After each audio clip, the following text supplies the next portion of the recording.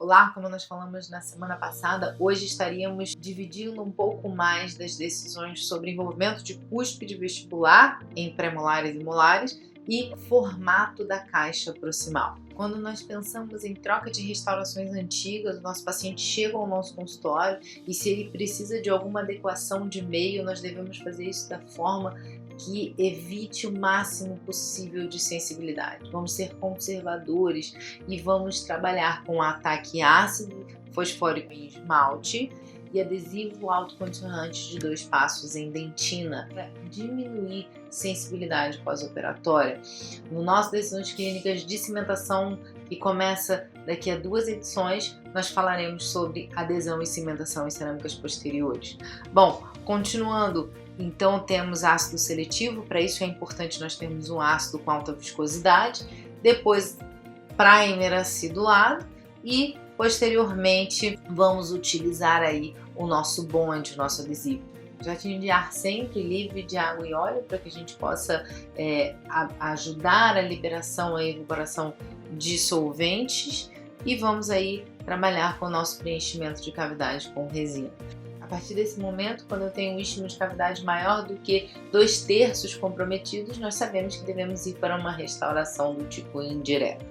Muito bem, vamos proteger a cúspide, como conversamos já também nessa série, a cúspide que tem menos de 1,5 de espessura. Quando eu tenho menos de 1,5 de espessura, eu vou proteger essa cúspide e aí nós trabalhamos com a inclinação de fresas e o recobrimento da cúspide, como vamos conversar hoje. Vamos trabalhar com sulcos de 1 milímetro, uma fresa 398, por exemplo, fina, de 1 milímetro, porque eu posso fazer essa redução de cúspide de forma horizontal, marcando exatamente como você vê na figura 1 milímetro.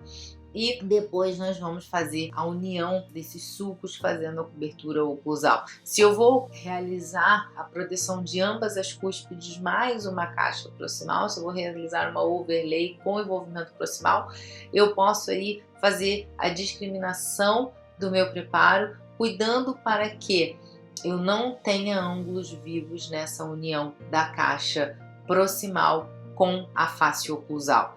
Por isso que nós vamos trabalhar sempre que possível sem envolvimento da face vestibular. Toda vez que a gente envolve a face vestibular, nós temos aí maior desgaste de dentina, nós temos mais dificuldade de achar a margem da cimentação em esmalte na face vestibular, tem que envolver toda a face vestibular e muitas vezes desgastar. Se eu tenho um dente com perfil convexo, eu vou ter um desgaste maior.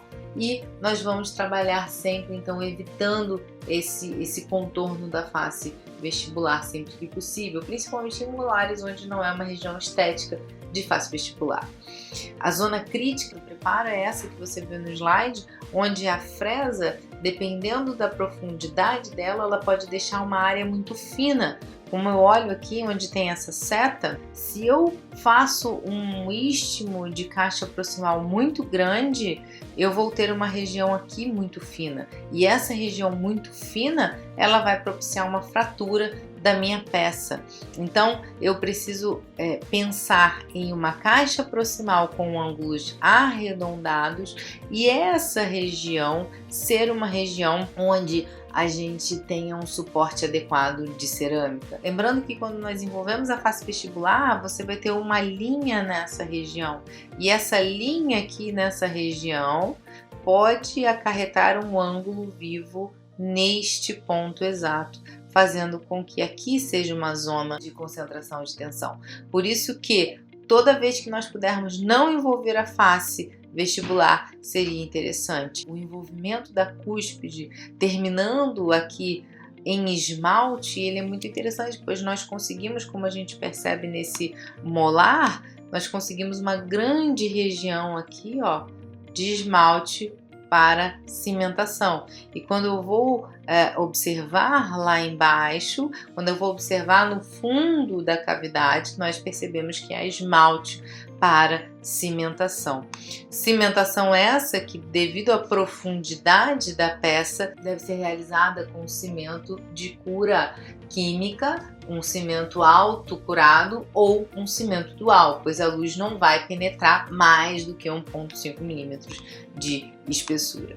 Então, nesse momento eu faço definição de cúspide, nesse momento de união de sulco e aprofundamento da caixa proximal, sempre deixando o máximo reto possível e lembrando que essa espessura do istmo da caixa também deve ser de 1 milímetro. Essa é a zona crítica, onde nós devemos ter cuidado para deixar 1 milímetro de espessura dessa cerâmica. Nós temos que ter cuidado nessa região de união da face proximal, oclusal e vestibular.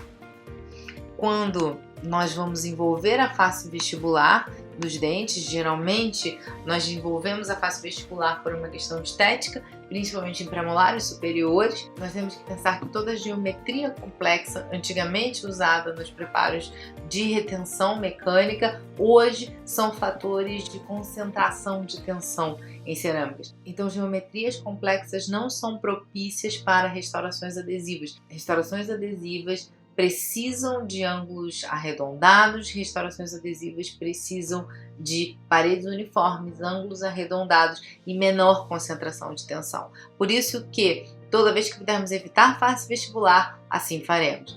Mas quando precisamos envolver a face vestibular, o princípio da face vestibular, do preparo da face vestibular, vai ser o mesmo princípio das facetas, onde nós temos que pensar se haverá mudança de cor, se eu preciso de espaço, qual é o meu eixo de inserção. Então, o envolvimento da face vestibular sobre dentes posteriores também terá as mesmas guias de preparo, as mesmas contas que nós fazemos na região anterior. Isso nós vamos falar na próxima semana, falando sobre preparos da face vestibular.